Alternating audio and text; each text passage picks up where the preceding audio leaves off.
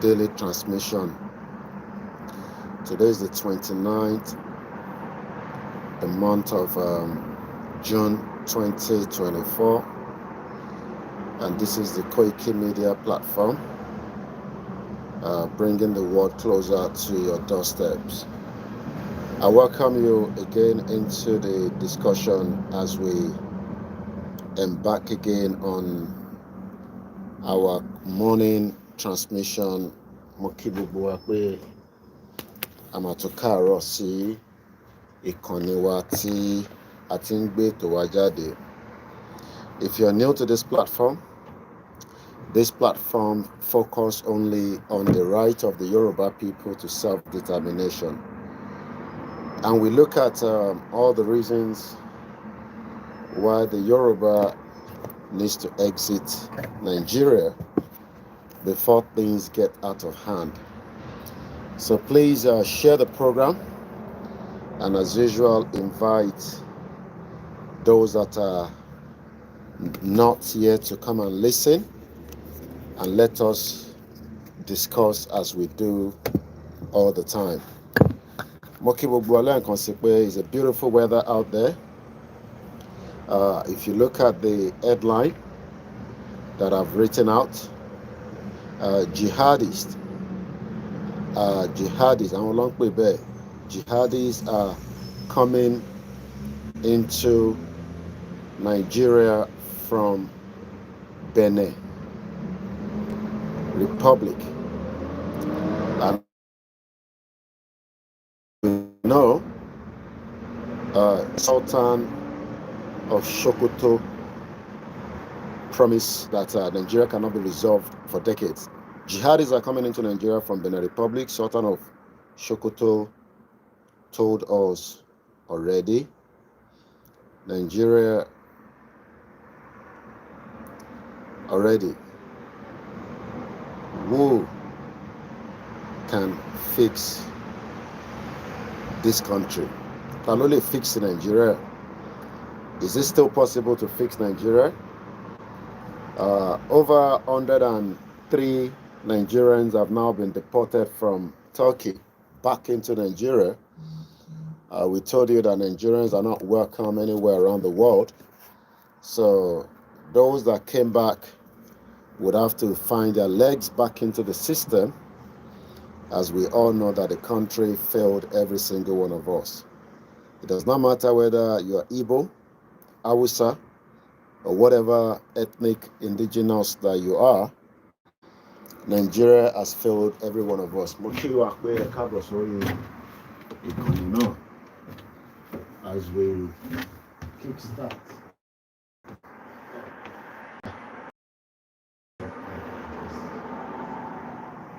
Kickstart the program. I welcome you, Mukiyawa Amolaraya Boy Karama. So let us have the morning tea. The energy that would eventually break up Nigeria very soon. Àwọn máa ń fi tea bags inú tea abẹ́ máa ń yọ. Àwọn kan máa ń fi sílẹ̀, àwọn kan dẹ̀ máa ń yọ. So mo kí gbogbo ẹ̀yin olólùfẹ́ wa káàkiri gbogbo ibi tí ẹ bá ti tún darapọ̀ mọ́ wa lórí ìkànnì wa ní Koikimedia. Mo kí yín pé káàárọ̀, àdẹ̀kùṣẹ́ àdẹ̀kùṣẹ́ ribiribi tó lúkálùkù wa ń ṣe lọ́tún lọ́sì. Ìgbìyànjú Ọlọ́run bá wa dé ládé. Ọlọ́run ló ń ṣèrìn àjò ẹ̀ kò ń ṣàwa. Àwa kàn ń ṣiṣẹ́ gẹ́gẹ́ bí nǹkan ṣe rí àti àwọn ọ̀pọ̀lọpọ̀ nǹkan tá à ń rí tó ń ṣẹlẹ̀ ní àyíká wa nílẹ̀ Yorùbá tó jẹ́ tiwantiwa. Mo kí bàbá wa Professor Adébánjí Akíntóyè. Okay, it's not bad. Mo kí ya pé ẹ kú iṣẹ́ takuntakun dádì. Mo kí olóyè Ìgbòho ọmọ Adéyẹmọ Ìgbòho ṣá. Páfún nìyẹn. Mo kí yín dáadáa. Àlàáfíà mo wà Mr. Perry. Àkílẹ̀ṣẹ̀ lè tó start. All the block wa lórí Instagram ni. Sorry, there was an error. All right. ló ṣe kí ni ẹ̀rọ náà mo kí o gbà pé ẹ káàbọ̀ sórí ìkànnì yẹn bí gbogbo á ti ṣe mọ̀ èèyàn kan bá ṣe sọ fún yín pé Nàìjíríà máa ṣiṣẹ́ iṣẹ́ tèmi ní kí n sọ fún yín pé kò lè ṣiṣẹ́ o lè wá gé pẹ̀lú dádì ẹ o Instagram ò bá ṣiṣẹ́ kó má fi tẹ̀dá wa dúró ẹ lọ start Twitter ẹni tó bá ti rí wa níbi kan kó bá wa lọ síbòmí a lè stress ara wa àwa kọ́ la ní àwọn platform yẹn so ẹ ká start Instagram Twitter bó tún jẹ́ jàre mo kí gbogbo ilé nǹkan sí pé ṣe dáadáa lè jí ṣé mosquito jẹ yín mọ́jú ẹ̀yin tẹ́ wà Nàìjíríà ṣé mosquito jẹ yín mọ́jú ṣé yànmùyánmù jẹ yín Mr. Abiodun Monday káàbọ̀ sórí ètò wa bàbá mi mo kí yín lẹ́ẹ̀kan sí ìyá mi ọmọ lára Ìyábọ̀ mo kí ìyá tó bí mi lọ́mọ mo kí gbogbo àwọn ẹgbẹ́ alásàlátù gbogbo ọlá mọ̀ pé Nàìjíríà máa pín àsìkò àti ìgbàlá àkọmọ ní so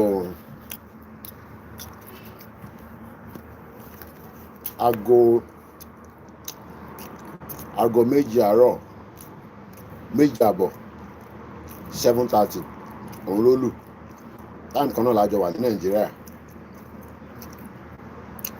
àwa àtẹ̀yìn ẹwà Nàìjíríà táìmù kan náà ní gbogbo àjọ wà mo kí brọ́dà mi Araba TV ẹ kú iṣẹ́ takuntakun ẹ gbọ́ wọlé share button ẹ bá wa pín ètò yẹn ẹlòmíì mọ̀ pa wà live ẹlòmíì dẹ̀ sì ń sùn ẹ bá lọ sùn para wọn náà wọn jihadist ń bọ̀ láti ẹ̀gbọ́n mi jìmí kọ́ ìyàwó kiri wọn náà wọn jihadist àwọn ló ń pè bẹ́ẹ̀ wọn náà ń wọlé bọ̀ láti Benin Republic àwọn kan ní rọ́là ń pa pé kò sí nǹkan kan tó máa ṣẹlẹ̀ èmi náà ń gbàdúrà pé kó má ṣẹlẹ̀ ní tó bá dẹ̀ ti ṣẹlẹ̀ gbogbo náà la máa rí wọ́n deport àwọn 103 mo rò pé kò sáwọn ọmọ Yorùbá láàrùn tó deport mo kí bàbá mi Fatai mo rò pé àwọn ọmọ Yorùbá ò sí lára àwọn tí wọ́n deport torí pé ìjìnlẹ̀ náà wọ́n ti gba country ṣé kò jẹ́ pé ìjìnlẹ̀ náà wà lára àwọn tó deport torí ìjìnlẹ̀ náà ti gba country o ìntàdẹ̀rí ni pé lánàá àwọn tó wà ní Turkey mo sọ fún yín pé mo mọ Turkey dáadáa ọ̀rọ̀ ọjọ́ Turkey kò ń ṣe ní it's another day màá wá sọ fún yín dáadáa so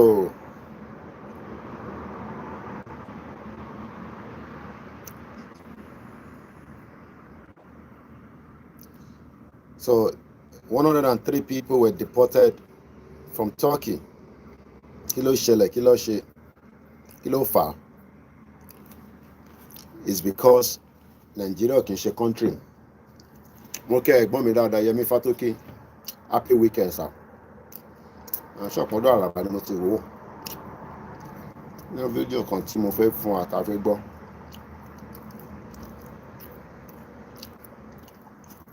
Òkèlè àpò nílé. So mo kí wa lẹ́ẹ̀kan sí pé ẹgbẹ́ wọlé share button. Good morning. Bàbá mi Ìbálẹ̀ Dàdá Nurudeen tí làwọn máa ń mu nílùú òyìnbó tí la máa fi ń jógẹ̀ ti jí ti pẹ́ náà ti jí láti yí bí aago 5 náà a máa play audio kan tó máa jáde nísìn fídíò ní lọ́dọ̀ Araba TV ni mo ti rí láàárọ̀ oríwọ̀ tó ó sọ pé Nàìjíríà ò ní pín ó jẹ́ tètè máa lọ múra sílẹ̀ orí Nàìjíríà bá lọ pín pẹ́rẹ́ tó dẹ̀ sọ pé Nàìjíríà ò ní pín wò ó máa disappoint spirit ẹ̀ mo jẹ́ káwọn pásítọ̀ kan máa sọ fún ẹ pé Nàìjíríà ò ní pín àwọn pásítọ̀ tó ń sọ pé Nàìjíríà máa pín àti pásítọ̀ tó ní Nàìjíríà ò ní pín pé Nàìjíríà máa dá ká máa gbàdúrà fún Nàìjíríà ta ló ń parọ́ náà méjèèjì bí wọ́n gan bá kó kẹ̀lẹ̀bẹ̀ sójú Alaba Richard ẹ̀gbọ́n mi àwọn ìpínlẹ̀ Nàìjíríà ó ti gbé lọ lótọ́ mẹ́ta mo mà rí kẹ̀ wọ́n rà pé ọ̀sùn yẹn ó pọ̀ díẹ̀ mo rí lógo yín rárá lórí platform wọ́n mọ̀ pé ẹ dúró tán ẹ̀gbọ́n ẹ̀ Èkó ló ń gbé bọ́dà pọ̀ ọmọ Èkìtì ni wọ́n gbogbo rálì tá a bá ń ṣe lọ́nà Èkìtì ó máa gbé mọ́tò á kó àwọn èèyàn bẹ̀rẹ̀ pé bá la máa ṣe rálì bàbá Akíntóyè ló máa announce yẹn kò ń ṣe mí bàbá Akíntóyè tó bá ti gbà fún bàbá Akíntóyè ẹ o lè lọ gbà fún Onítìrì àti Ìjìnlẹ̀ náà pọ́n náà ti deport Ìjìnlẹ̀ àbí mo kí Abíọ́dún George ẹ̀gbọ́n mi dáadáa ẹ má bínú ebi pa mí láàárọ̀ ẹ̀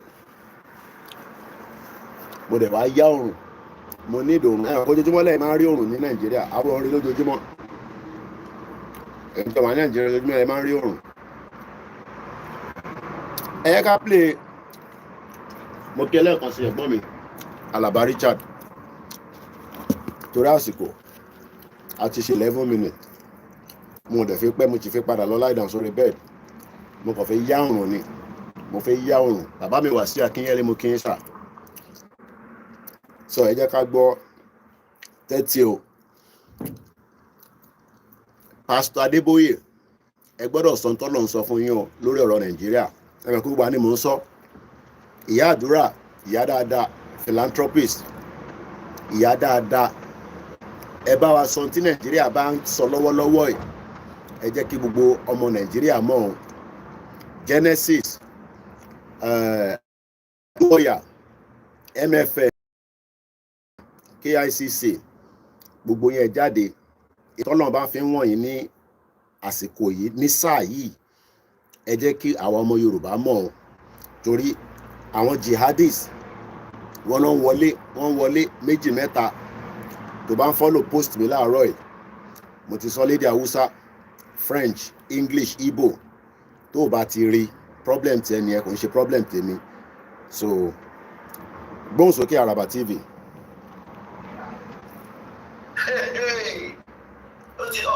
ọ̀rọ̀ ti dójú ẹ̀ báyìí ó ti dójú ẹ̀. lọ́dọ̀ Araba ni mo ti rí lè. kí ni ìṣẹ̀lẹ̀ tó fẹ́ ṣẹlẹ̀ yìí yàn bàbá wò ní ẹ̀sìn káyà.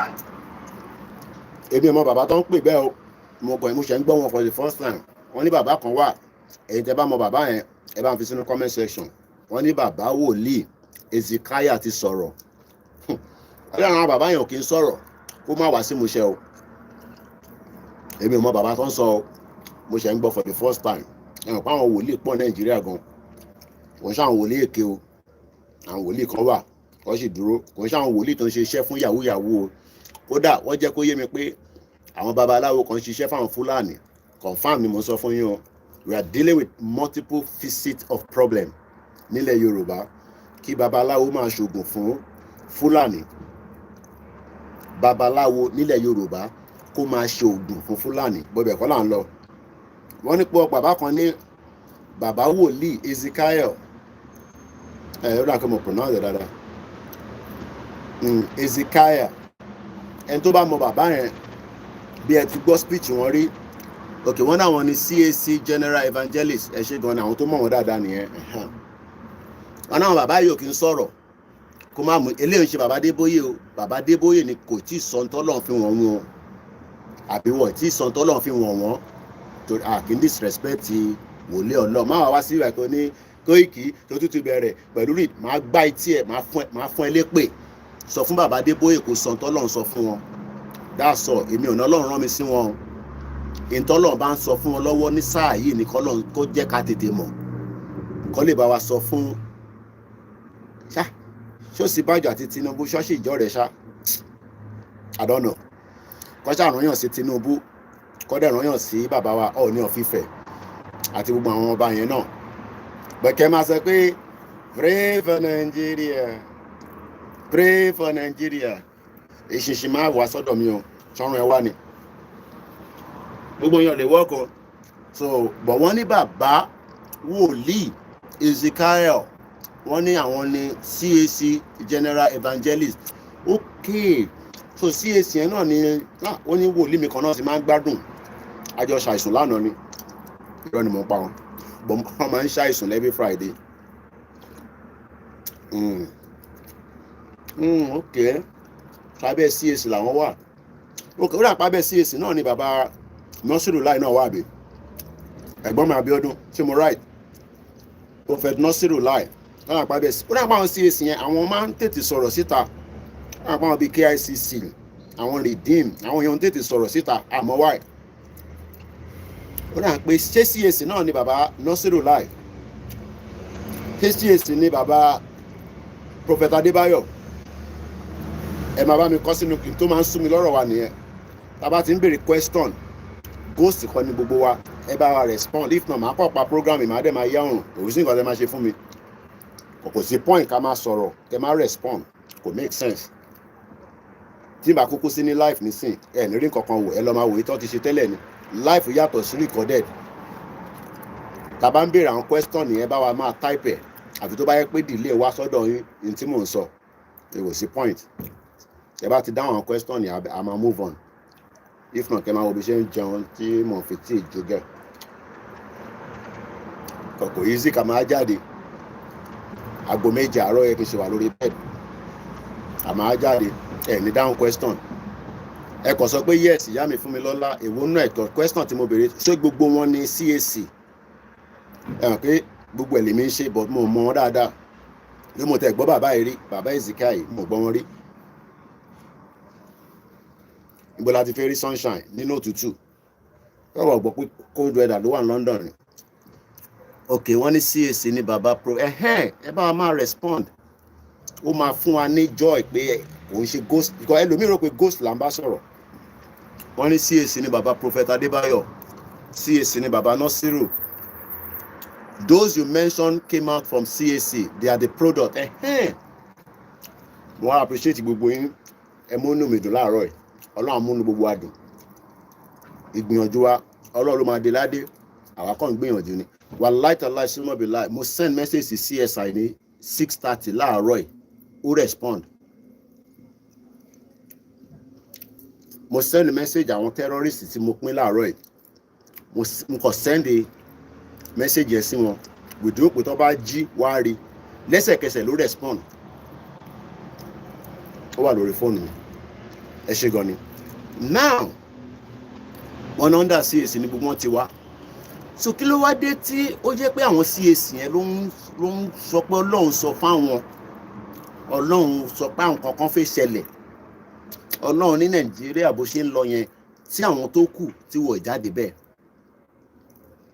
mo ń béèrè ní o ẹ ṣe gan ni ìyá mi Adéfúnkẹ́ wọ́n ní Prophet Nasiru and Prophet Adébáyọ̀ at CAC thank you so much inú mi wá dùn ní sí pé because ẹ mọ̀ tá a bá ń sọ̀rọ̀ tẹ́ ẹ bá respond ó máa dàbí àti pé àbá ń waste time ara wa ni torí pé kò ń ṣe pé ní kí wọ́n life mi sìn èmi ló wù mí lọ́kàn pé kájọ sọ̀rọ̀ so inú mi dùn gan ẹ ṣe gan ni bó kí ló dé táwọn bíi Redeem àwọn other ones yẹn tí wọ́n kì í ṣe àwọn ríran àbí sáwọn CAC nìkan lọ́lọ́run máa ń ní kọ́ ríran so but àmọ́ kí bàbá Adébóyè náà àwọn máa ń bá ọlọ́run sọ̀rọ̀ ọlọ́run dẹ̀ máa ń gbọ́ ọlọ́run dẹ̀ ń gbàdúrà wọn I am not here to condemn o farabalẹ̀ kó gbọ́ torí ẹni mọ̀ gbọ́ ẹ̀yán ni ẹ̀yin lẹ̀ mọ̀ sọ àwa mọ̀ gbọ́ mo wá bú bàbá Adébóyè o ẹ gbọ́ mi dáadáa o mo kàn ń béèrè in tó yé mi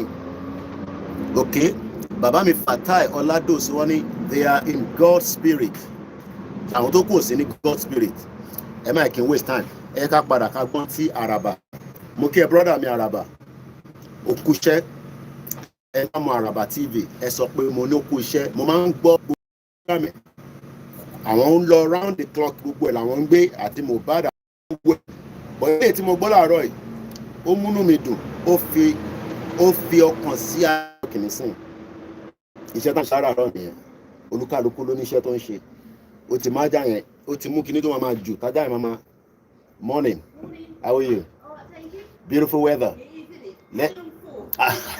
yóò gbọ́ ọ̀dọ́ sọ ó ní how long for mo kí ìyá mi Olúṣọlá Fatuase ẹ káàbọ̀ sórí ètò wa ìyá mi Fúnkẹ́ Akíntọ́lá ní good morning those Pentecost pastor you mentioned will not talk because they are the one benefiting from most of the politicians. Okay.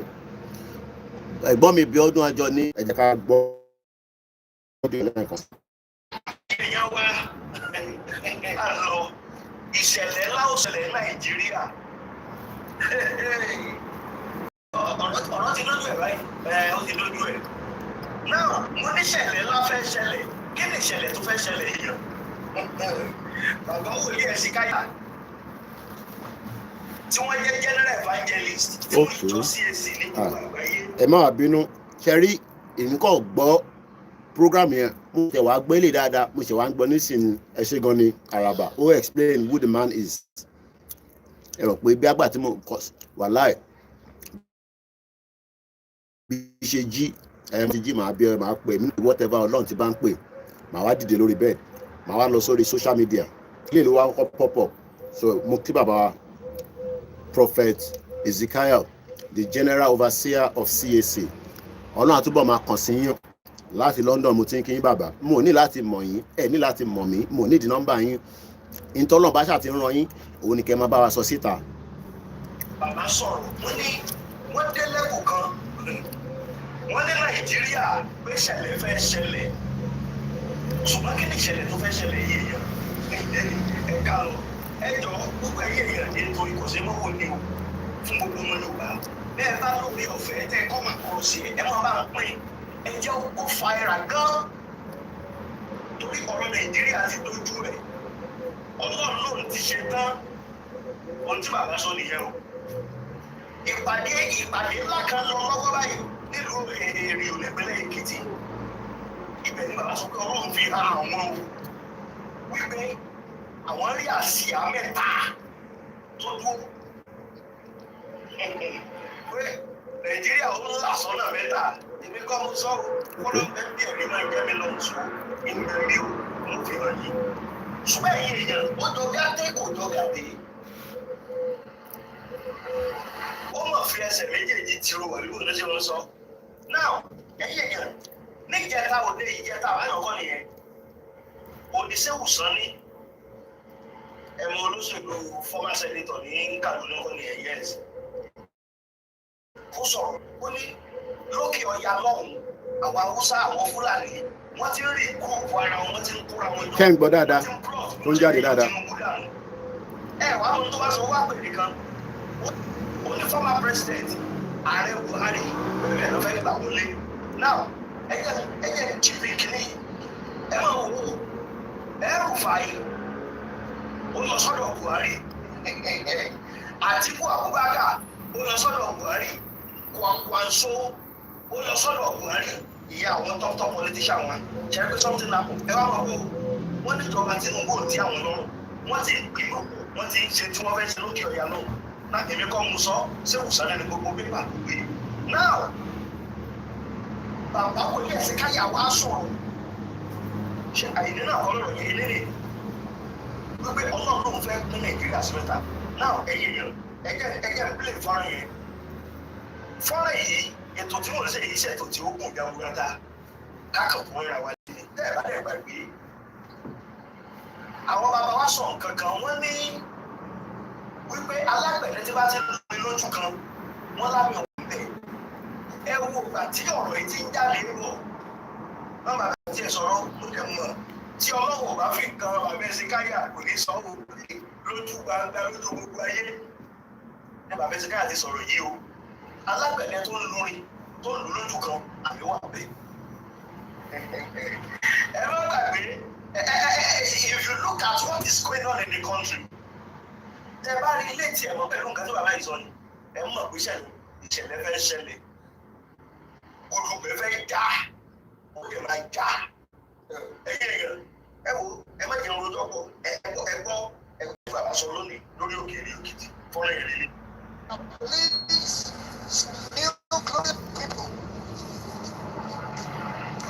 Ẹ̀gbọ́n ó lè máa rí àsíá mẹ́ta.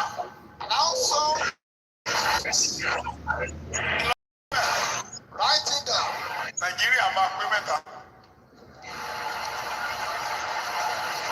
Nigeria will 3.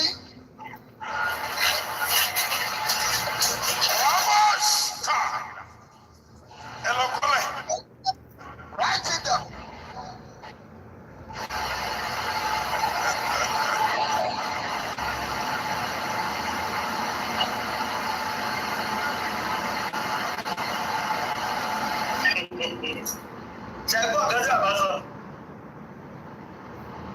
Because ẹja sọ̀rọ̀ sí tọrọ wà Ọlọ́run ti gbọ́ igbe àwọn ọmọ Yorùbá.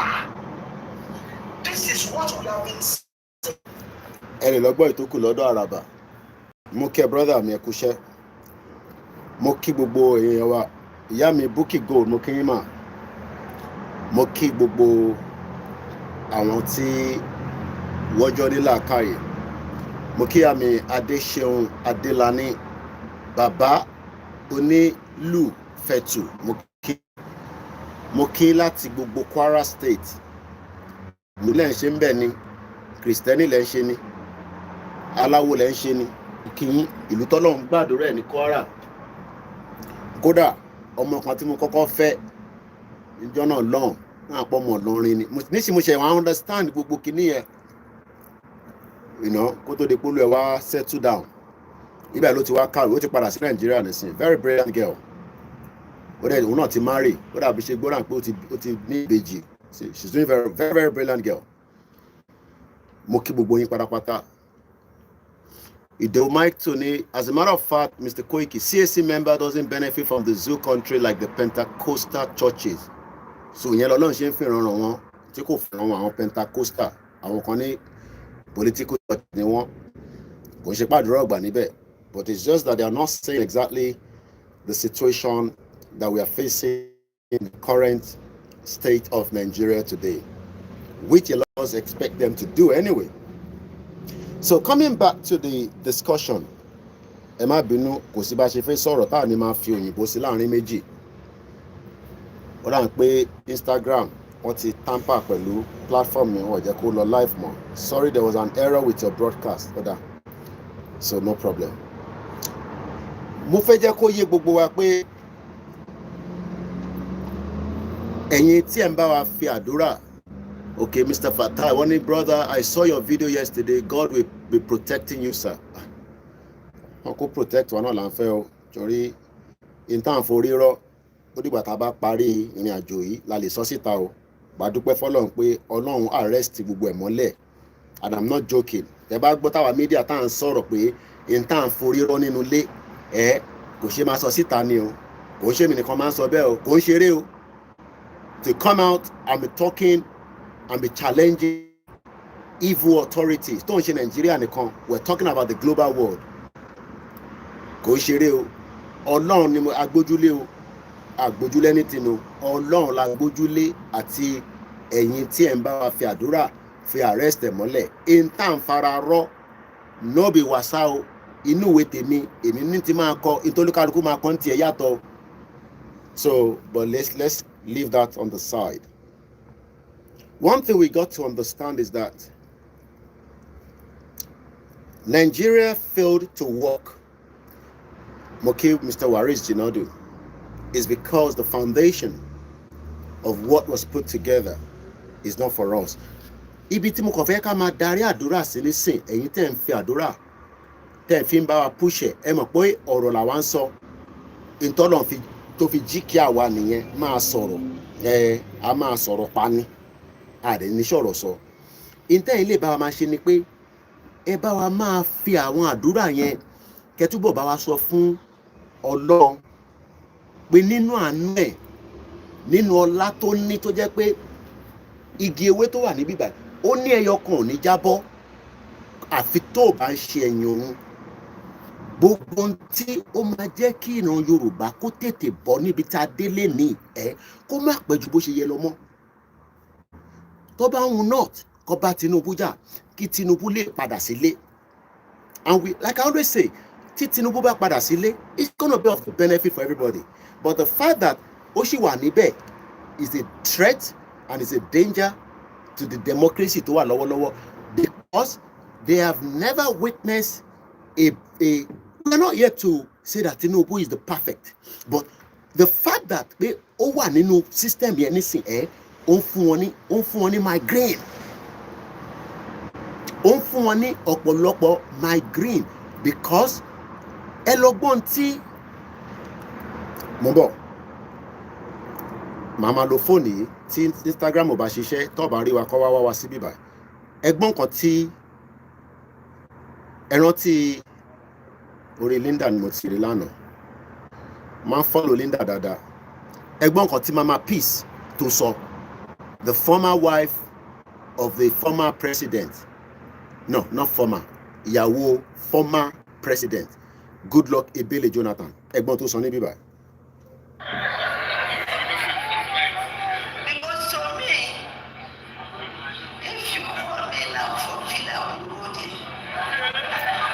Ó ní tẹ́ bá pè ó sí villa òun ò ní padà lọ.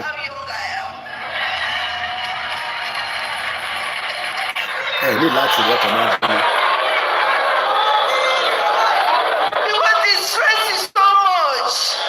The stress of Nigeria is so much. The stress of Nigeria is so much. If God managed bring you out of it, you should glorify God. If God bring you out of it, you should glorify God. The Lord's doing, because it's marvelous in His eye.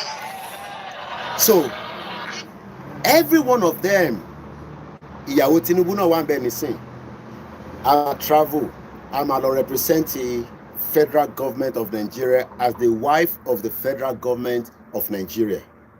But the fact remains is that by the time tó ń lọ bá ṣe tán, I might give our speech by, if God brought you out alive, if Jesus brought you out alive from that Nigeria is a difficult, why then are you not doing the needful now? Jonathan's wife, the same rhetorics, mo fẹ́ play gbogbo kìíní ẹ̀dẹ́lẹ̀ ni, ó wá ń pe God again. After tí Jonathan ní opportunity láti gbé full stop lé Nigeria ní 2014, Jonathan would have become the person lẹ́ni if he has done that. But nítorí ambition tí wọ́n nìkan, eléyìí tó ń sọ yìí nítorí pé wọ́n lose ni o, because Jonathan went again and wanted to contest kó tó di pé Tinubu ní no, àwọn máa end the regime, àwọn máa kọ́kọ́ lọ kó Boko Haram wọlé, bóyá Tinubu mọ̀ nípẹ́ o kò mọ̀ nípẹ́ o, it is the agenda of the APC àtàwọn West. Whether Tinubu mọ̀ nípẹ́ kò mọ̀ nípẹ́ is not the issue. The fact is that Tinubu lọ gbé Buhari wá, ó gbélé wa lórí, ẹ wo damage tí Buhari wá ṣe. Now mo kàn tún fẹ́ sáré gbé débẹ̀ cause fóònù tẹ̀ máa wúlò láàárọ̀ yìí bẹ́ẹ̀nu sàn ẹ jẹ́ lọ mú fídíò kan wá ẹ̀gbọ́n tí Ṣéun Ọ̀kínbalóyè máa release pẹ̀lú interview tó ṣe pẹ̀lú arákùnrin kan ní èmi. The federal government today announced the suspension of Mr. Okoy Obolula has been declared wanted by the Independent Drug Practices and other related. You say that in terms of fighting corruption, Buhari government was a failure. I would say so, yes. I got a letter from an American law firm saying that they have assets to a bank account in Texas that has over $69 million proceeds from stolen crude oil. They mentioned the name, Africa Sister, and the government did not take action. Nothing. Mr. Malami told your wife yes, he's a very powerful man. Doesn't all black know that I'm the most very powerful figure in this government, that this is our government. There was this case of somebody will recover 80 S-Class Mercedes-Benz car, brand new, 80 brand new S-Class, armored plated, in a house in Jabi. Retired Major General Adamu Yusuf wrote a petition to my office saying that he was a whistleblower to a case that led to the recovery of $20 billion and 850 million gold bars. I can't go to the villa and arrest. That was Pontin, Chief of Staff. Exactly. That is just a tip of the iceberg. So much more. The full clip of that interview will be released later on at 7 p.m. So lẹ́ẹ̀kan sí ẹ̀yin tẹ́ ń fi àdúrà tẹ́yìn fi ń bá wa jagun ẹ kò bá wa sọ fọ́lọ́run pé whatever tí ó máa ṣẹlẹ̀ sínú Nàìjíríà tí Yorùbá máa fi lọ from his own mercy, from his own creator, tó jẹ́ pé whatever your belief, Christian ni, Mùsùlùmí ni, oníṣẹ̀ṣe ni, let's direct that prayer. Ẹ̀yẹn wá fi ìtókù sílẹ̀ káwa máa tó lẹ́yìn, because something will erupt and a lot of things. Forget about Nigeria as a big country. Tó bẹ́ẹ̀ kò sí nǹkan kan tẹ́lẹ̀ ṣe náà, kò ń ṣàwọn la fi ṣe o. In tó fẹ́ ṣẹlẹ̀ sí Nàìjíríà ó ti rìn, ó ti wọnú ilé, atẹ́gùn yẹn ti ń fẹ́, ó ń lọ báyìí, ó ń lọ báyìí. It is just going to materialize. When is what nobody knows. Mo lè sọ fún yín nísìnyí pé lọ́túnla o gbogbo ẹ máa dàwó. No.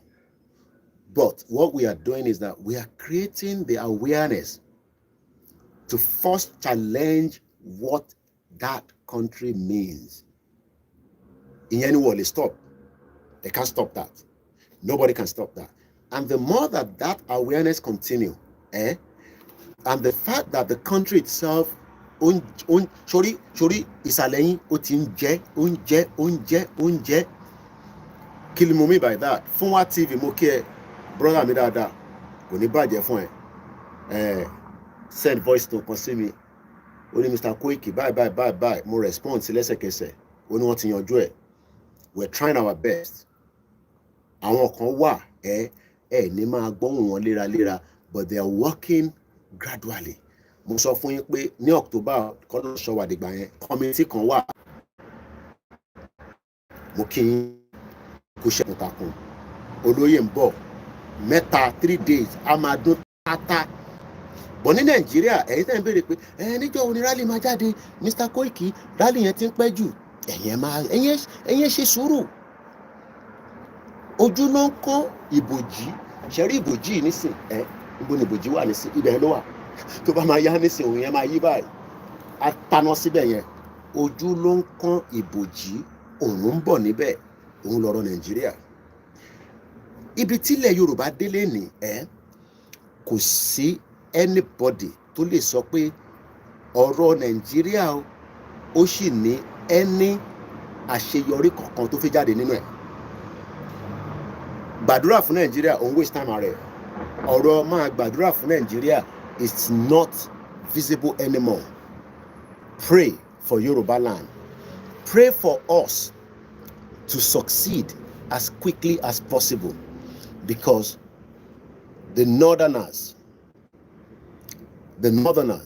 agenda is to keep everybody down. Moke, brother me, Oluwaseyi, Ferrari, Femi. Let us, mighty boy, thank you so much. Let us hold firm. People might say, it is not going to be possible. Àwọn amalo rí Babangida, amalo rí Ọbásanjọ́. No. Ọlọ́run ni kí ẹ̀yin máa sọ fún. Ẹ sọ fún Ọlọ́run ti Kristẹni, ẹ sọ fún Ọlọ́run ti Islam, ẹ sọ fún àwọn irúmọlẹ̀ wa pé kó jọ ọ̀rọ̀ ilẹ̀ Yorùbá a fẹ́ jẹ́ kó tètè pull out kúrò nínú Nàìjíríà. A fẹ́ kó pull out kúrò nínú Nàìjíríà.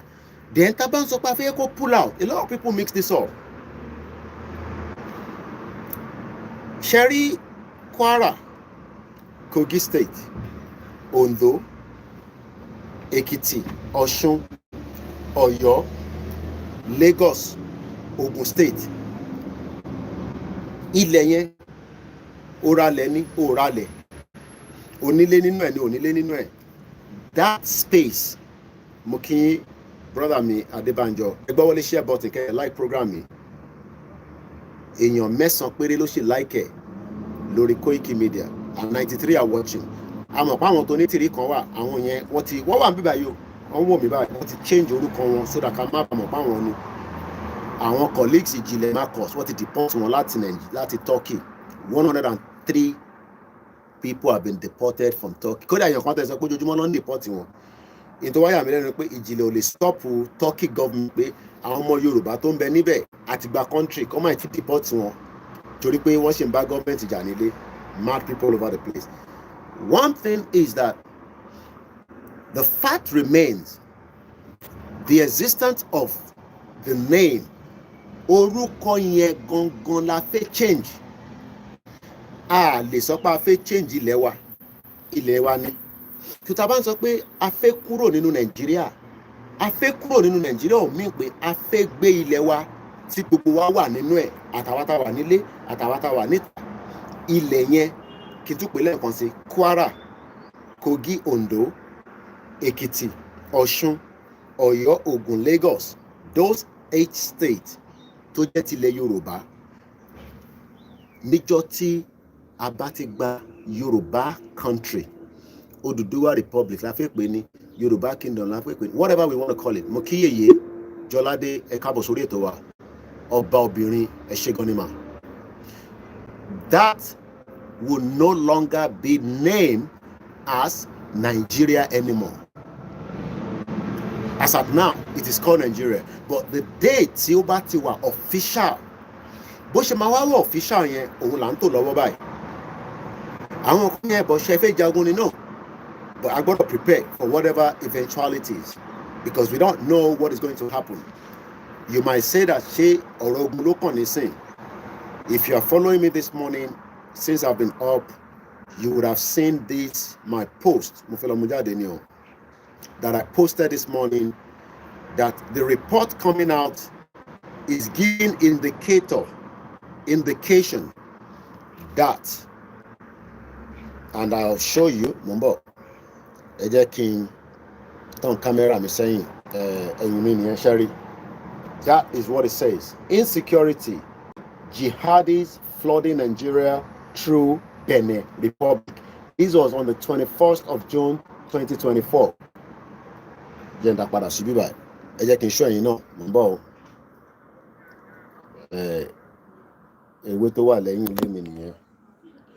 Insecurity, jihadists flooding Nigeria through Benin Republic. 21st of June 2024. Sọ pé they play. Kò wá sọ pé kò tí sógun. Bíá ọmọ wa sọ fún ẹ nínú ilé ẹ̀pọ̀ ogun ti dé. Insecurity, jihadists flooding Nigeria through Benin Republic.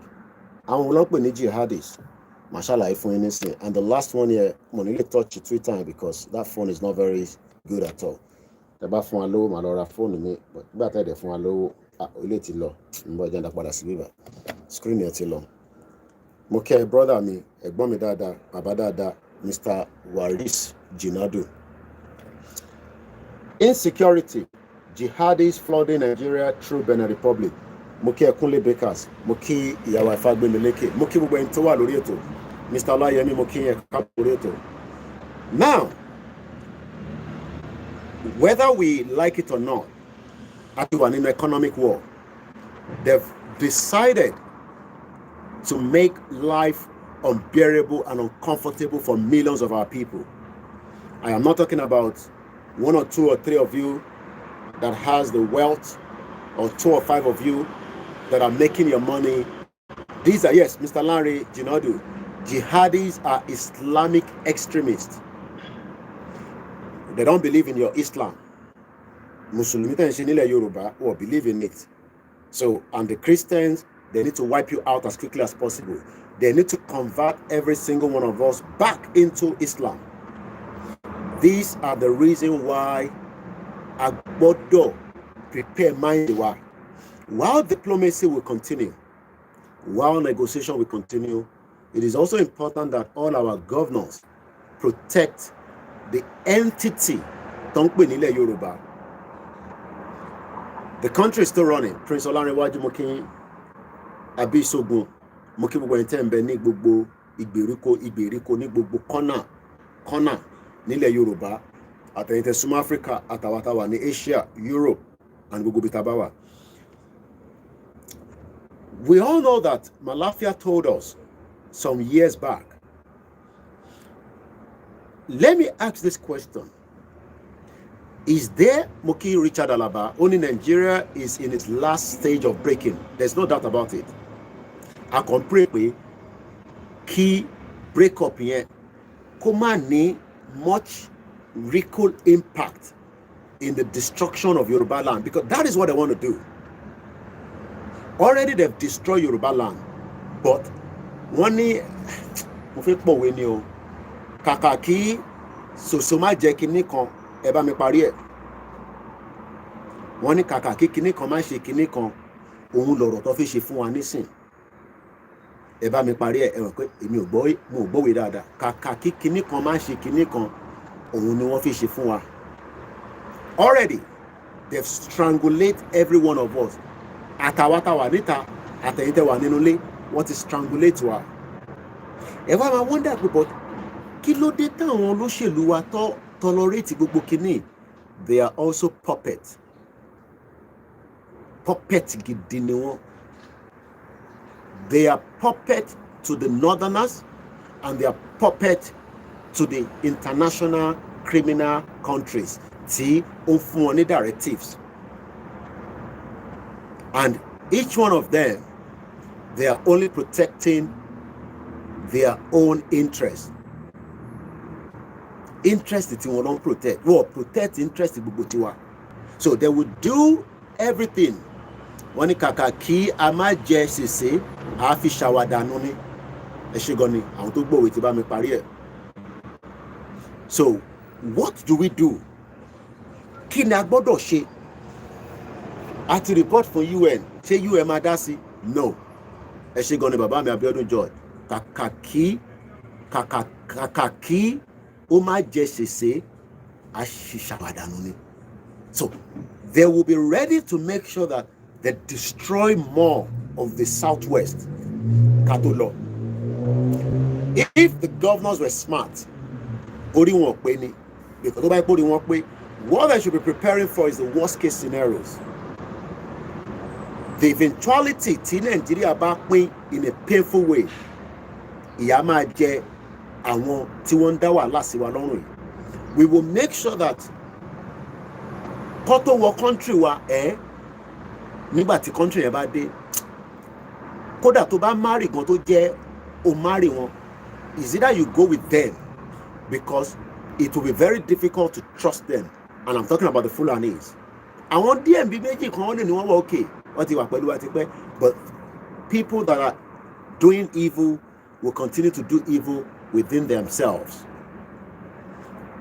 How do we prepare for the worst case scenarios? What we are doing right now, bringing the awareness, creating the conscious mind. Why do we have Nigerians deported from Turkey? They are criminals. Okay, in Nigeria about that, they wouldn't have traveled in the first place. Most of it Turkey is a place that my family visit frequently. And I have dozens and dozens of evidence. But going shame in the release our information here. Whoa, she jack shit in Turkey. Drugs at the water thing bawo. I want about it knock tobatic back. Don't shake me one. I don't know kill. Owó tó bá ń bọ̀ Turkey allow pé kówó yẹn wọnú ọ̀dọ̀ wọn láti bẹ̀ wá fi rajà wá gbé wá sílé. Igbo ń ṣe, Yorùbá ń ṣe, ẹ bèrè lọ́wọ́ ìjìnlẹ̀ a ṣàlàyé fún yín. Ẹ bí ìjìnlẹ̀ ẹ̀yin tẹ́ ṣe ń follow ẹ̀, ẹ sọ pé mo ní mo parọ́ mọ́ pé kí ló ń ṣe gangan ní Turkey? Because it's a country that doesn't have rule of law. Wọ́n ní rule of law kankan. Ṣẹ́gun ọ̀nà mo kí ẹ brother mi báwọn ní Manchester láàárọ̀ ẹ̀. So let us come back home again. Ṣé àwọn wòlíì tí wọ́n ríran yìí tí wọ́n sọ pé Ọlọ́run fi àsíá mẹ́ta wọ̀n wọ́n? Prophet Nasirullah sọ pé àsíá Nàìjíríà ẹ̀jẹ̀ ń ṣàn lára ẹ̀. Tẹ́ bá lọ gbọ́ ọ̀rọ̀ yẹn. Prophet Adébáyọ̀ sọ pé Nàìjíríà máa pín. Prophet Tibetan ní kò sọgbọ́n ẹ̀, Nigeria is on the last lap. But it's on the last lap. But ṣé a kò máa jókòó a ní ọ̀dà Ọlọ́run àti ìjọba Nàìjíríà máa pín, ọmọ Koiki máa sùn máa jí ká máa wojọ́ tó máa pín, kò ní wá bẹ̀ yẹn o. Mo kí àmì Bọ́lá Ayọ̀délé Odia, thank you so much. It is not going to come like that. It will come with a lot of effort, which is what we are doing right now. The effort that we are putting in the money that we are injecting into it, and the precious time. We all started in what we can call a formidable family. We didn't know each other. All of a sudden, we started, becoming a family. Ìyá mi kan pè mí láti America lánàá. Voice tó fi sílẹ̀. Ìgbé ẹkún ló wà nínú voice yẹn. She's somebody that I know through, this, Yoruba nation. Nígbà tí mo gbọ́ voice yẹn, wọ́n ní bàbá Koiki ẹ pè mí o. Ẹ pè mí. Wàhálà ti dé o. Kí ló ṣẹlẹ̀? Ṣé rí ẹ̀yin tí ẹ̀ ń sọ fún wa pé let's stick to Nigeria. The family were traveling between Benin into Nigeria, and you all know what could have happened. Even Timba go further. Sharon Tinto ṣẹlẹ̀ Prophet Moyo. No, money prophet, Professor Moyo. After he returned to Nigeria since 1980, he came to Ghana. He was driving into Nigeria. He was stopped and extortion. He was even almost lynched to death.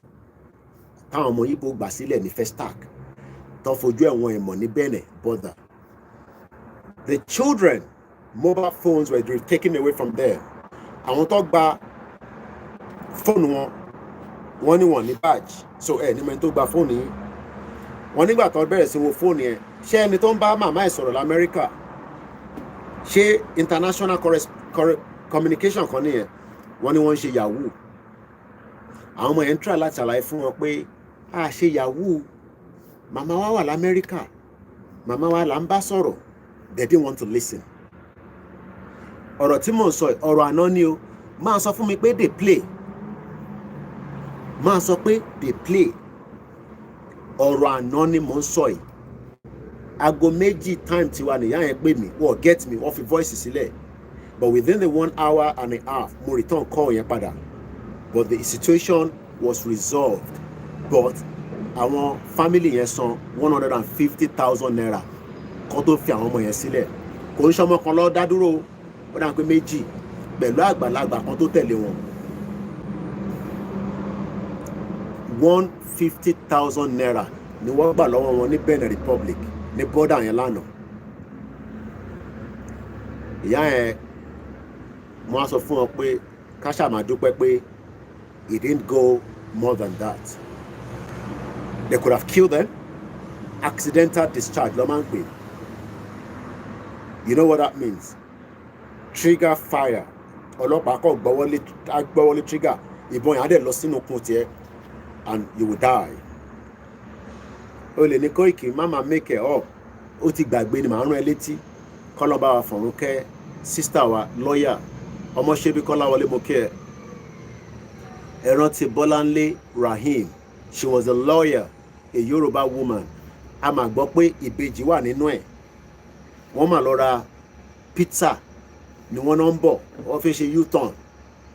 Ní ọlọ́pàá tí ó ti mọ̀ gógóró yó. Tí kò jẹ́ kó wà ní duty. Tí kò jẹ́ kó wà ní duty. Mo kí bàbá mi Tòkunbọ̀ Àjọṣe. Ó máa gbọ́wọ́lé trigger. Ìbọn yẹn máa lọ sára mọ́tò. Inú mọ́tò mà làwọn yẹn jókòó sí. Kò tẹ̀ ń ṣàwọn tètè ti bọ́lẹ̀ ní mọ́tò. Tó yẹ pé wọ́n lè yìn wọ́n níbọn kọ́kú dànù lẹ́sẹ̀kẹsẹ̀. Ìbọn yẹn máa penetrate mọ́tò.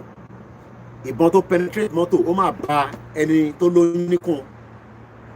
Àtẹni tó lóyún àtolóyún àtàwọn ọmọ méjèèjì tó wà nú ẹ̀. Ọmọ àtijọ́ náà ní pé mo kàn rán yín létí ni a máa ń gbàgbé. Ẹ má tẹ̀ tí sọ Tolúlọpẹ́ ló ti nítorí kò sẹ́ni tó máa rántí Tolúlọpẹ́. Wọ́n ní yahoo yahoo ni àwọn ọmọ yẹn.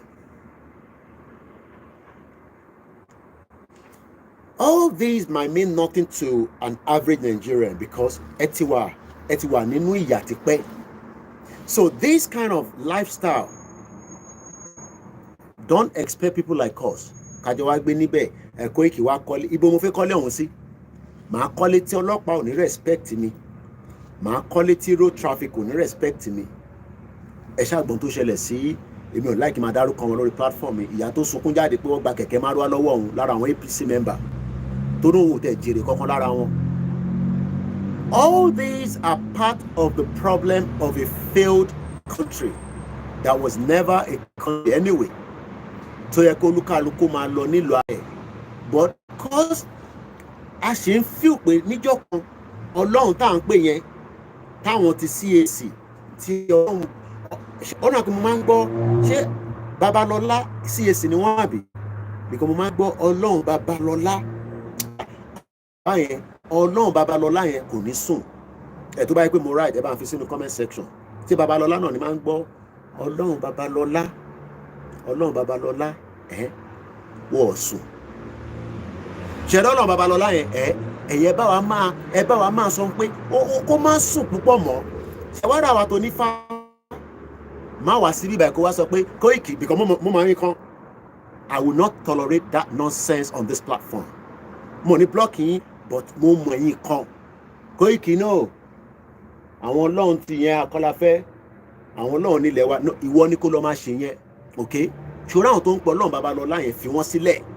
jẹ́ kó máa pe ọlọ́run Babalọ́lá torí pé ọlọ́run Babalọ́lá wọn kì í rí òun fáàn náà mọ́mọ́ kò fi confam mi ṣe rí ẹ̀yin tẹ wá mọ àwọn àfáà ńláńlá àwọn àfáà kan ti kú but a ṣe ń fi ọlá àwọn afẹ́ ń tọrọ bàbá ṣé òlágége lọ dí alátàlá ni wọ́n bá pa àwọn bàbá yẹn kúkú ṣe burúkú wàá súnmọ́ wọn wàá sọ fún wọn pé ṣe orí Nàìjíríà tá ti ń gbàdúrà fún yẹn ẹ jẹ́ kó end ẹ jẹ́ ká túbọ̀ máa fọlọ́run ìyẹn ká máa fi bẹ Ọlọ́run fún ilẹ̀ Yorùbá torí pé danger tó ń ṣe sílẹ̀ Yorùbá ṣé ìtì bigeti ṣé mo pé mo ti rántí mọ́ èèyàn kan ló ṣe rán mi létí ẹ̀gbọ́n yẹn pè mí láti Australia wọ́n ní Koiki àwọn mọ̀ pé gbogbo ẹ̀ ń lọ bó ṣe yẹ kó lọ but gbogbo ẹ̀ ó quiet díẹ̀ nígbà kan mo ní yes normal nìyẹn moving train ni tí train bá débì kan ní gbogbo ibi tẹ́ bá wà lágbàáyé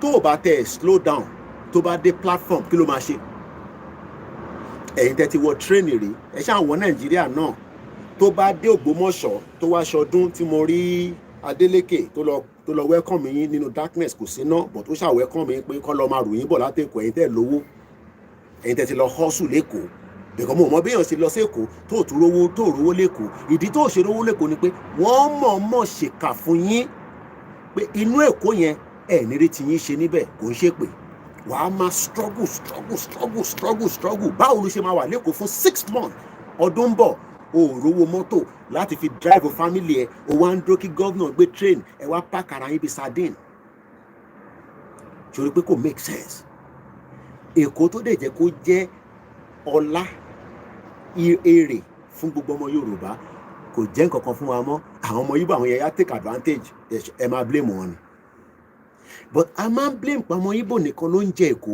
ṣe rí àwọn tó ń jẹ Èkó wò mí dáadáa máa sọ fún yàn kankan foreigner ni wọ́n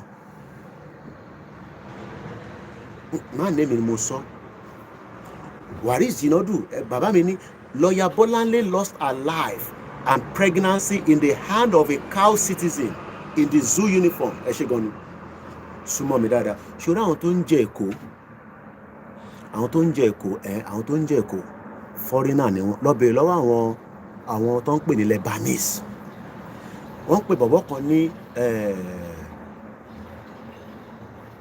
àwọn tí Tinubu ṣe má níbẹ̀ ló ti gbọ́ o súnmọ́ bíbẹ̀ àwọn tí Tinubu ṣe gbé contract tán máa ṣe títì tán fi ṣe láti Èkó wọ́n ní ṣe títì yẹn ọ̀bọ̀ wọ́n fi ṣòro àwọn parent yín ìyá mi Ìyábọ̀ mo kí yín ẹ káàbọ̀ sórí ètò àwọn títì tí wọ́n náà fẹ́ ṣe yẹn wọ́n fẹ́ fi fa owó jáde ni wọ́n nílò owó yẹn dẹ̀ wà níbi tán pè ní pension fund 20 trillion ni wọ́n máa gbé jáde nínú ẹ̀ ṣòwárí mọ́mì tiẹ̀ tó ṣì ń ṣiṣẹ́ lọ́wọ́lọ́wọ́ tó ń sọ pé wọ́n Nàìjíríà sórí by the time tí mọ́mì ẹ̀ máa fi ṣe tán ní Lagos láláwúsá ó máa tọrọ jẹ ni forget it dáàdì ẹ̀ bá ní prostate cancer tẹ́kùn ẹ̀ wú tó bá gbé dé hospital wàá ní kẹ́ lọ àgbàgbó fún tó máa fi kú dànù ṣọmọdì owó pension fund tí wọ́n fẹ́ tọwọ́ lé nísìn tó bá ti gbà jáde àwọn Ṣàgórì ó máa tó ń pè bẹ́ẹ̀ bàbá criminal olè ayé àtàrun Ṣàgórì ló ń pè wọ́n now gbogbo ẹ̀yin tẹ́ máa ní yes àwọn ọmọ Igbo take advantage torí àwa ànàgẹ̀rẹ̀ but nísìn in tó lè stop gbogbo kinní yẹn òun ni pé ká sọ fáwọn olóṣèlú wa ní south west pé a ṣe Nàìjíríà mọ́ a ṣe Nàìjíríà mọ́ Nàìjíríà yẹn àṣemọ́ pé a wà interested in Nàìjíríà anymore bó wọn ò ní dáhùn wọn ò ní gbọ́ sí wa so kí la máa wá ṣe fún àwọn tí wọn ò ní gbọ́ yìí kí la máa ṣe fún wọn kò wá ń ṣàwọn Lebanese nìkan súnmọ́ bíbà máa nà gbọ́ lẹ́nu mi o UK máa pariwo sí UK náà máa wà lára àwọn tó máa ń tó ń jẹ lára Nàìjíríà wọ́n náà ń ṣe trade UK ìyá kan pè mí ní UK ní bíbà a ṣe ń san royal ṣé ẹ̀gbọ́n mi Ṣẹ́gun ọ̀nà ṣé royal tax la máa pè àbí royal duty a ṣe ń san fún UK wọ́n ń gba ìṣàkọ́lẹ̀ lọ́wọ́ wa ìṣàkọ́lẹ̀ a ṣe ń san ìṣàkọ́lẹ̀ fún ìlú yìí sọ pé dey play sórí gbogbo ìdí tẹ̀yìn tí ẹ wà ní òkè òkun ẹ ní Nàìjíríà tẹ̀ ń tì sí fara yín tẹ̀ wá ń sọ pé Ọlọ́run máa restructure Nàìjíríà tó máa fi dá ẹ ṣe darapọ̀ mọ́ wa ní mighty boat ẹ dẹ̀ ti ń sọ̀rọ̀ látẹ̀ nǹkan dáadáa kí ni way forward so gbogbo tí mo sọ látẹ̀ nǹkan yìí nísìn ẹ tí mo way forward mighty boat ẹ sọ pé what is the way forward wàá dá yín lóhùn àwọn tó wà ní comment section torí tí bá ní dá yín lóhùn màá tún máa béèrè pé wọ́n máa yẹ pé Fúlàní ní so gbogbo tí mo sọ látẹ̀ nǹkan nísìn ẹ tí mo way forward ẹ wà nù Nàìjíríà gbà yẹn òun ni way forward so gbogbo tí mo ti ń sọ láti 1 hour nísìn ẹ tún béèrè pé kí ni way forward náà ni pé ká kúrò ní Nàìjíríà but a ní kò ní dìjà òòyò ẹ̀hún náà mo ti rí because bẹ́ẹ̀ ṣe béèrè question wọn wọ́n dà pé a ní pé Nàìjíríà ò ṣiṣẹ́ ṣé òkè Nàìjíríà ṣiṣẹ́ fún yín ni kò ṣiṣẹ́ is not a country the way forward is for ẹ̀yà mi yàbọ̀ ni we need to deal with the thieves inside our vicinity then also deal with ṣe rí díìlì yẹn ẹ̀yà mi jẹ́ ká gbé yẹn sábẹ́ ẹ̀kún ṣe rí expectation yín nísìnyí pé kí Koiki jáde ó yá alọ́dàlúrú no àdàlú kankan rú mọ́ but M1 yẹn ṣe rí jọ́ta bá ti bọ́ sórí M1 tí wàá máa ju ti Kenya lọ but a ní ìdánwò Kogi wà pẹ̀lú wa ẹni tó ṣe ń béèrè pé please carry Kogi state along níbo lẹ́yìn wà Kogi wà tó dúró dáadáa àwọn tí wọ́n dúró lórí Nàìjíríà there are many of them and they are not praying for anything out of Nigeria than keep every one of us in that loop. If you are waiting for America ẹ wo interview tí Biden àti Trump ṣe àwọn tẹ̀ ń dúró dè nìyẹn they are not coming to rescue or save anybody. If you are waiting for the UK that's it. In tí mo fẹ́ gbọ́ nìyẹn ìyá mi Bọ́lá ní we keep putting the pressure till they will answer us. ṣe ra àwọn olóṣèlú wọ́n ò lè bẹ́ ṣe ń rí wọn yẹn ọlọ́mbọ wọn ò lè gbogbo tó ń pè lólóṣèlú òun ni pé sójà máa tẹ̀lé wọn agbébọn dání tó bá dẹ̀ ṣàkàrà sójà kọ́kìbọn tó bá lọ akọ́kọ́ yin first kìíní sókè. What we are saying is that ọ̀rọ̀ tó wà nílẹ̀ kò ń ṣọ̀rọ̀ ìbọn mọ́.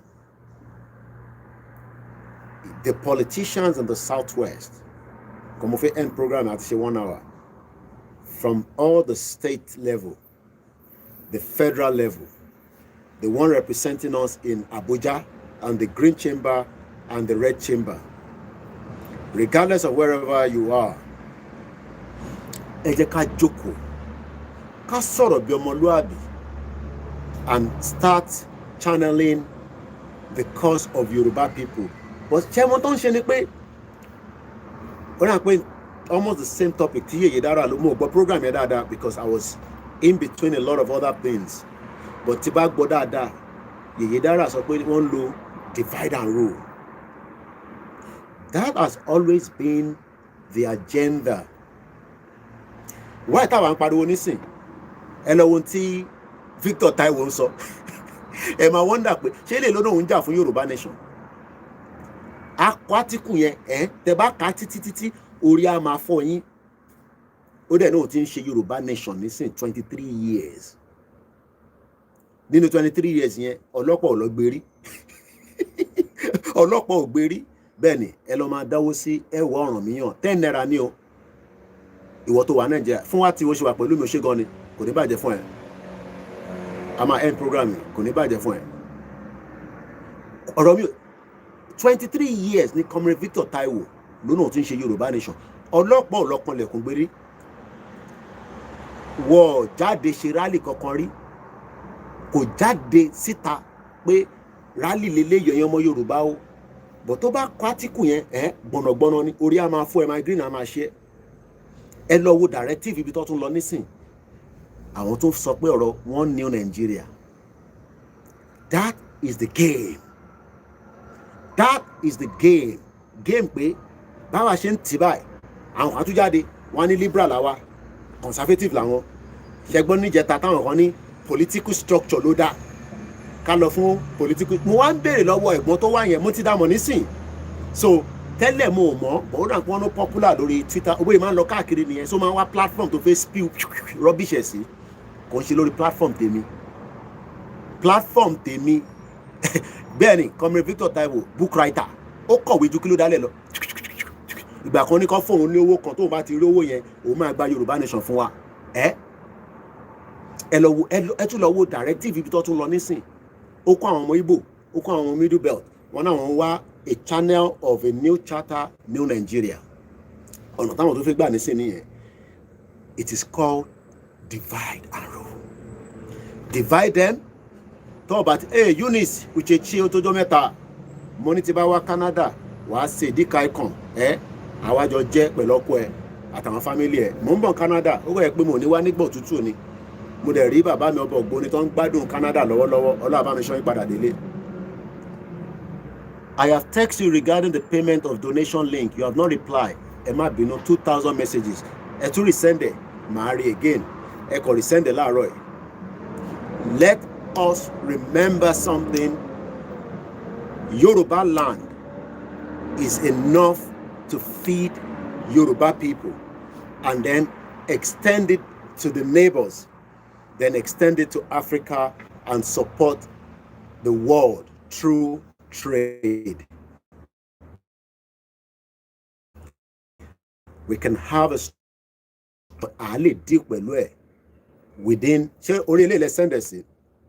mo fi confirm ẹ tó bá ti débi bá máa sọ fún yín ẹni tó bá ẹ ti dá Ọ̀rànmíyàn ẹ mẹ́wàá sdm.org that is the website when you get there ẹ gbọ́wọ́lé donation tẹ́ bá wá gbọ́wọ́lé donation so mo ti ń send ẹ sí yín báyìí nísìnyí brother mi no so tẹ́ bá wá gbọ́wọ́lé donation a ní kẹ́ lọ sí subscription just register there's nothing wrong in that.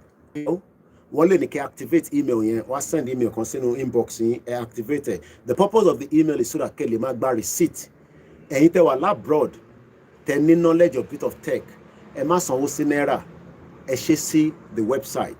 But ẹ̀yin tẹ́ wà ní abroad bóyá ẹ ń struggle láti ní understanding. So bí ṣe bá ń sọ̀rọ̀ brother America yìí náà ti rí message yẹn padà. So mo ti send ẹ̀ sí yín báyìí. Ẹ tó bá dẹ̀ wà lórí status mi. I do post it frequently on my status. So, please, which white lion I need how to donate?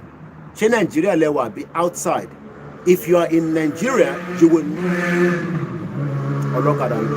not be able to make payment with your bank card. Nigeria olówó tó fẹ́ fi support yẹn níta. That is why a Naira account was created. Don't make any payment to a personal business account of any media, including Koikimedia. Account live by, but it has to be an account. Account tí ó yàtọ̀ lọ́dọ̀ other media tí kò jáde pé orúkọ Yorùbá nation Ọ̀rànmíyàn purpose ó ti di yahoo nìyẹn. Owó tẹ́ máa fún wa kò ní dí ju pé káwa ní torí a fẹ́ gba owó tán ní kọ́ lọ dá channel yẹn àwọn ò ní ṣe mo dẹ̀ pa àwọn media. So please and please, whether you now support Yoruba Nation or not, just look at it as for humanity's sake, for the purpose of humanity. Support your people. Gbogbo ilẹ̀ ti dáwó tẹ ti raṣọ rẹpẹtẹ ta gbádùn yín tẹ look nice ẹ̀yin ìyá wa nínú aṣọ òkè nínú léèsì yẹn nínú àǹkárá tẹ dé fìlà. I'm talking about ẹ̀yin tẹ ṣe parí ojúde ọba. Kí ló wá difficult láti dá sínú Ọ̀rànmíyàn? Koiki àwọn ọba ń ṣe Yorùbá Nation. Kí ni káwọn pẹ̀lú Yorùbá Nation? Ẹ má ṣe yẹn. Ẹ má ẹ̀ka jọ ṣe yẹn. Lóòótọ́ nígbà tá a bẹ̀rẹ̀ à ń ṣe pé à ń bú ọtí ní ká má bú anybody mọ́ nísìnyí but politician nìkan la máa bú torí olórí burúkú ni wọ́n. Ẹ dá sínú ẹ̀ náà. It doesn't cost you anything, whether you agree with the Yoruba Nation or not, but it is for the purpose of the Yoruba people. Kò ń ṣe pé mi lọ́ fi sanwó yẹn fún. It is for the purpose of the Yoruba people. Àfi tó bá jẹ́ pé òkè Yorùbá ọmọ àlè nìyẹn. But tó o bá ń ṣọmọ àlè, you should get involved now. Ẹni tó bá wá fẹ́ reach out sí àwọn tí wọ́n operate ẹ lè pe nọ́mbà yìí. Àwọn ní bàbá wa Sam Oyabayo, the finance for the code WhatsApp only. Ẹ lè share receipt lọ síbẹ̀, ẹ má share sọ́dọ̀ tèmi. Send it direct to them. Plus 44 4 méjì rather 793 959 3613.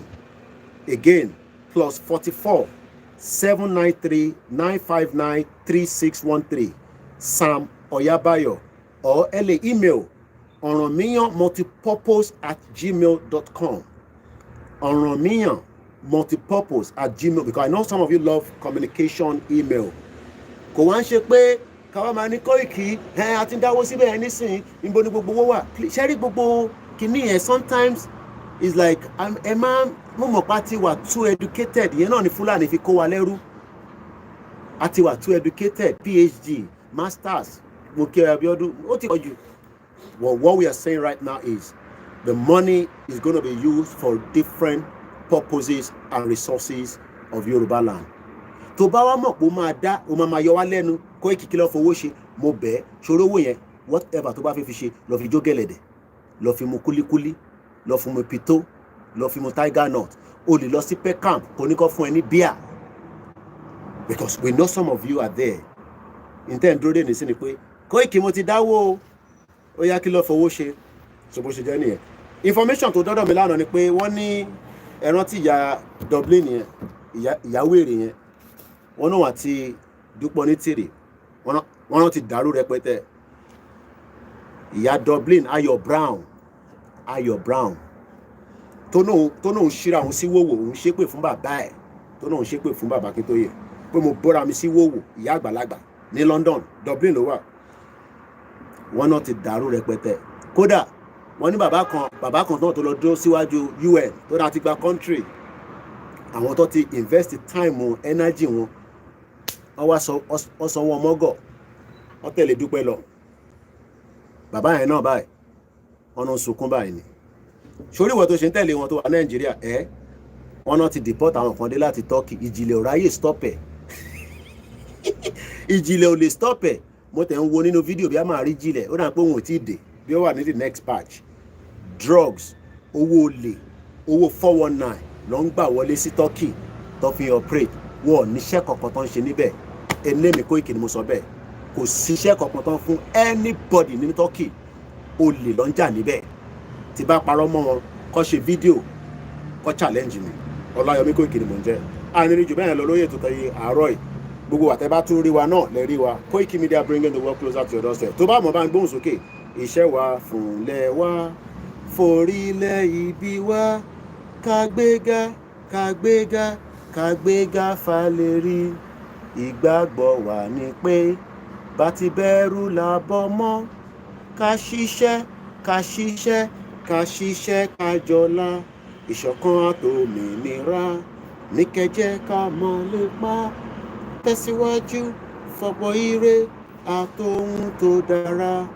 Ọmọ Oòduà dìde bọ́ sípò ẹ̀tọ́ rẹ. Ìwọ ni ìmọ́lẹ̀ ògo adúláwọ̀. Mo kí àwa Sherifat Agbabiaka, Ṣẹ́gun Ọ̀nà, thank you so much. Tẹ́ bá wá sórí platform mi, tẹ́ bá kọjá gbajàgba, the last time tó máa rí rẹ lórí platform ní ẹ̀, ẹ̀yin bomb pastor. Mo kí ẹ easy, shout out to everybody, àdìrí jù bẹ́ẹ̀ lọ. Odò agbéwà kò ní gbé ọ̀dàlẹ̀. Ẹ̀yin tẹ́ẹ̀dẹ̀ kí wa náà, silent watcher, mo kí yín o. Ẹ̀yin tẹ́ẹ̀dẹ̀ ń fi wá mu tíì náà pé kò sí nǹkan kan tó máa ṣẹlẹ̀. Ìjọ tó bá tí jihadist bá gbé ẹ màá sọ ní orí platform. Múrẹ́ni mo kí ẹ, bye for now.